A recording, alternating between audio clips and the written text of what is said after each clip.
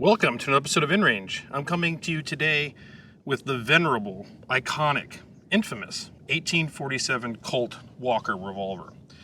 Today's video is not really going to be a history video. It's going to be more about something that I think is maybe even more important. When people get interested in shooting percussion revolvers, black powder revolvers, the allure of the Walker is almost irresistible. And instantly, or almost always, or very frequently, the very first revolver a person might acquire is the now referred to as 1858 Remington, or very often I see it, they start with the 1847 Walker, just because of its size and power and lore.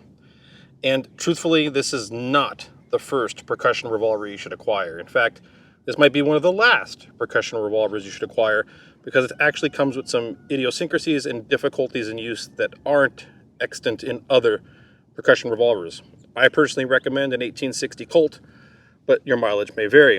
But what I want to talk to you today about is just the briefest of the history of the gun, just to keep this a self-contained video, but then also talk about what you can do if you have a Walker or want to get a Walker to make it the most enjoyable shooting experience you can, aligned with using some history in the process.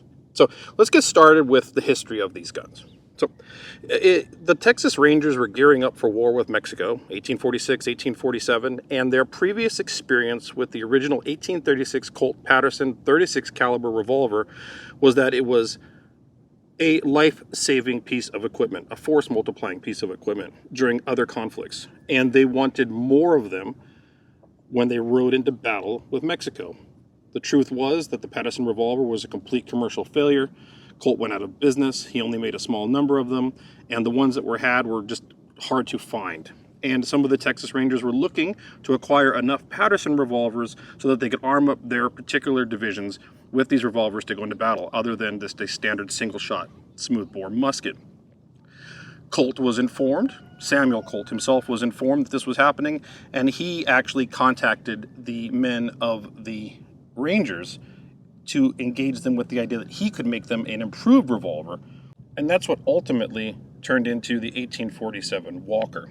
Now, this was never meant to be a belt pistol. When I say belt pistol, it was never meant to be put in a holster. It was intended to be on a horse. So you'd be on your saddle, and you'd have two of these. One Walker on the left, one Walker on the right, as horse pistols. And that is why they are as large as they are, and as capable as they are. And it wasn't really, weight and size wasn't a consideration. So during the design of this, it was originally intended to be only round ball, but the military specifications decided that they wanted conical projectiles, like you see right here, and that required a little bit of redesign, and in doing so, it made it even a little bigger, but it also made it more powerful. More powerful, in fact, that this gun, capable of taking a 60 grain powder charge, the same powder charge of a musket of the day, was the most powerful handgun ever issued to the military, not just the U.S. military, any military ever, and was the most powerful handgun to exist until the invention of the .357 Magnum much, much later. So anyways, if you decide you want a Walker, let me go ahead and close in on this and show you some of the things I've done to make this a more shootable experience, and then we'll talk about what you can do to enjoy your Walker more as well. So this is a reproduction by Uberti, but I've done a lot of things to it to make it more fun and more historically accurate. And these are some of the things we want to talk about in this video. The original run of 1100 Walkers did not come with a blued cylinder, but if you get a reproduction Walker today from really anyone, the cylinder will be blued like the rest of the gun. They were originally finished in the white, as you see here, and I fixed this, air quote, by taking the cylinder off and placing it in a vinegar bath for 30 minutes, which stripped the bluing off, which then made this a more historically accurate reproduction of the 1847 Walker. You may not want to do that. This does make this more susceptible to rust and corrosion. With black powder, of course, that's a concern, but this does make it also more historically accurate. So that's up to you. The other thing I always recommend with any black powder revolver reproduction, regardless Walker or otherwise, is to immediately take the nipples out and replace them with slicks shots. These slick shot cones not only are properly sized to seat very well with Remington number 10s of the best, but also CCI number 11s work too. And you see there's a little vent hole there, and this deals with overgassing of the percussion cap and hammer bounce that tends to cause cap jams. Cap jams are when you fire the gun, the percussion cap falls off and into the action and seizes the gun. Replacing your nipples with slick shots, regardless if it's an 1860 Colt, Remington New Army, or Walker, immediately improves the reliability of the gun dramatically. Another thing historically known about the Walker is the loading lever retention catch is weak, and in firing, especially with powerful loads, this tends to drop free and seize up the gun. So you'll fire, close it, fire, close it. We know we know there was some historical reality to that, and this happened in combat, but it wasn't as bad, it didn't seem like, by the accounts of the day, as it is now. Well, I think part of the problem is reproductions didn't do this quite right, and one way to make this better, not solve it, but make it better, is to actually grind on the spring a little bit. You can see this is quite tight, and if you cut a flat at the top of this round part, instead of it just being round, cut a flat here with a file. The more flat you make this, the more it retains the loading rod.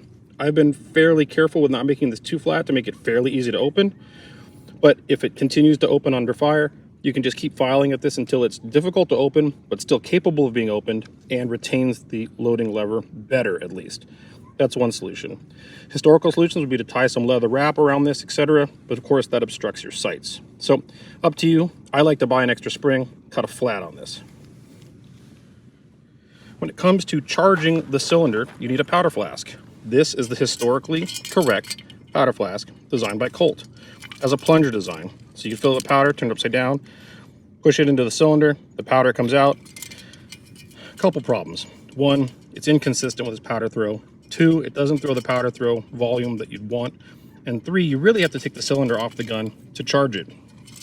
This, if you want one because the history is cool, don't use it. Just get yourself a standard Civil War era powder flask and put a standard volumetric measure on the end of it. Now, additionally, for history and I think coolerness, if that's a word, is I like using conicals. I think conicals are more fun to shoot. They're more historically accurate. They also provide more power on target, which is fun, especially when you're shooting a Walker. This thing is the most powerful handgun ever issued to the military. Why not use the biggest bullets that ever used as well? These are reproduction Colt, Walker, and Dragoon bullets from eras gone. You can find them molded already online from people like Paper Cartridges and other people, or you can buy the mold and cast them yourself. Additionally, the Walker reproductions, at least this Uberti Walker, is really well suited to take conicals. A lot of reproduction revolvers, like 1860 Colts, don't take conicals very well. They are very hard to seat, and they're very hard to get underneath the ramrod because the area here that should be relieved to make that possible isn't sufficiently relieved. But for whatever reason, the reproduction Walkers are done right, and these fit beautifully. Lastly, use the right percussion caps. Now I have a cool little historical tin here. These are Remington number 10s. I know they're very hard to get. If you can find CCI number 11s, those work as well. But again, start first by just replacing the percussion, the nipples with slick shots. Then lastly, yeah, it's fun to try to hot rod these things, but that's part of the problem that happened with the gun originally as well. Part of the reason 300 cylinders had to be returned for being ruptured was that people tried to load them to powder charges that were, let's say, sort of insane.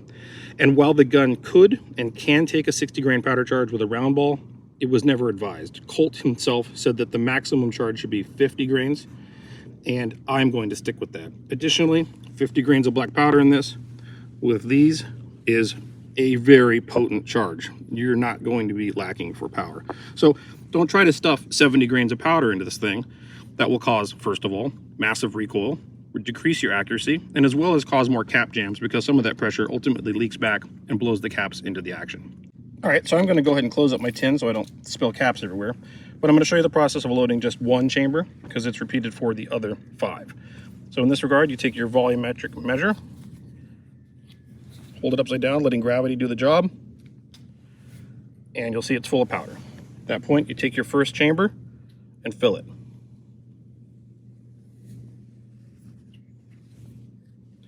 Trying to be as clean as possible. The proper historic projectiles have a little heel at the base, which makes them seat really nicely into the chamber. Half cock the gun.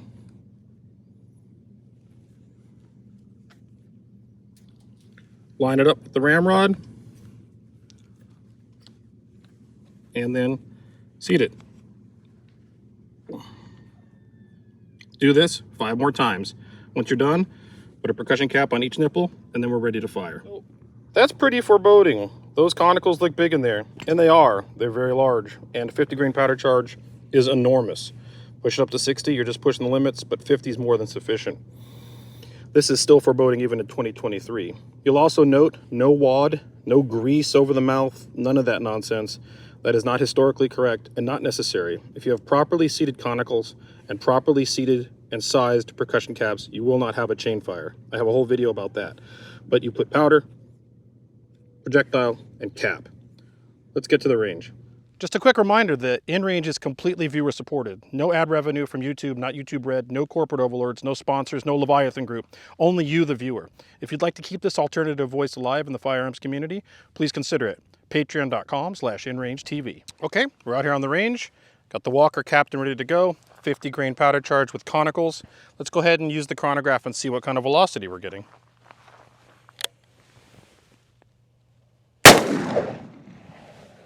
1024.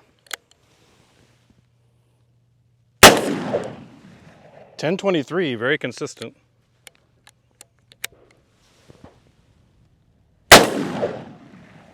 1014. 1024. 1011. 1025. So right around 1,000 feet per second.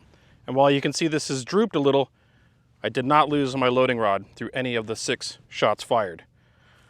Let's go ahead and do round ball with 60 grains, because if I don't do it, people are going to ask endlessly. That was conicals with 50 grains. Let's do round balls with 60 grains, the max charge. And then let's do something more interesting after that.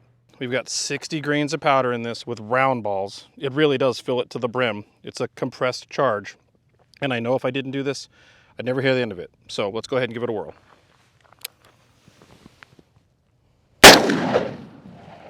Didn't get a reading. Let's try another one. 1356. 1397. 1339. 1280, that one was light. 1302. All right, 60 grain powder charge, round ball. You saw that time I had to fix the loading rod once, and we're getting over 1,300 feet per second with one oddball. So yeah, that's a lot. There's a lot going on there. You know what? Let's move on to the spinner. 60 grain powder charge, round ball. The most powerful load you can put in this revolver, except for going to 50 grains with conicals, which we'll do next. I'm gonna try to shoot this one-handed, which is historically correct. See how we go with that. We're 15 yards away from the spinner.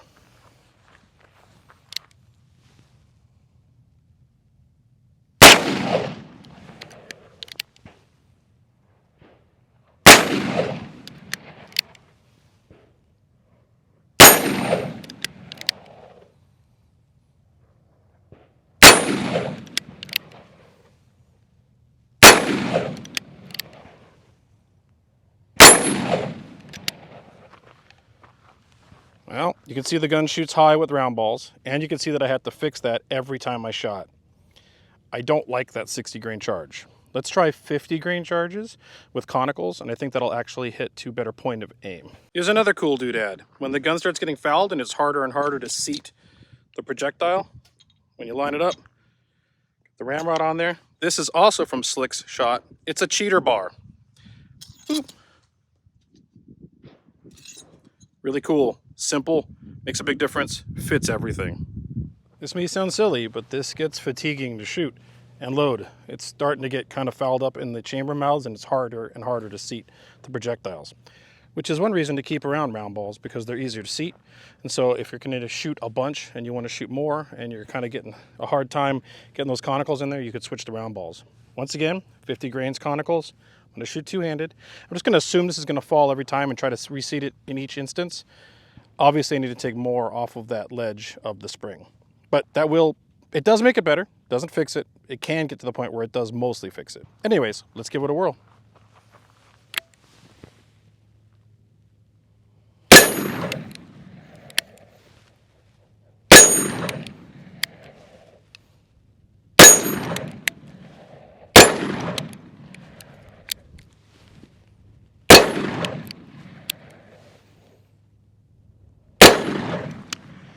I'm not gonna do it. This thing is messing me up so much that I'm losing it's disrupting my ability to keep a sight picture and get back on the target in the time that it's moving. The gun has the power, this loading rod is the liability. Maybe the spinner wins today, huh? All right, this is my final attempt. After this, the spinner wins against the Walker. It has the power, but the gun's so heavy and the sights are so difficult and it's so just clunky. On top of that, it's completely fouled at this point and getting a little creepy and slow. But we're gonna give it one more try. 50 grain powder charge conicals. I had to use a hammer to seat them. I took the cylinder off, used a separate loading device and hammered them in. If this doesn't work, the spinner wins. It is what it is, but let's see what happens.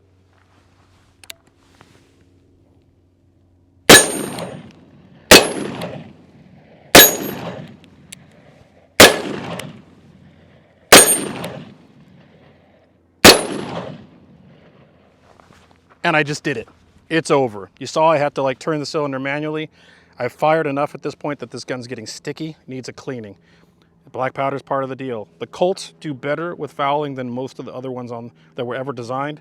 Even the Walker, it's got these little, essentially like tread marks to prevent it from getting too fouled. But at this point, I've fired it a lot with large powder charges, like 60 grains, and it's getting sticky. So you can see very few cap problems, which is the reason I use these slicks shot cones or nipples, and removing the loading rod solved the problem.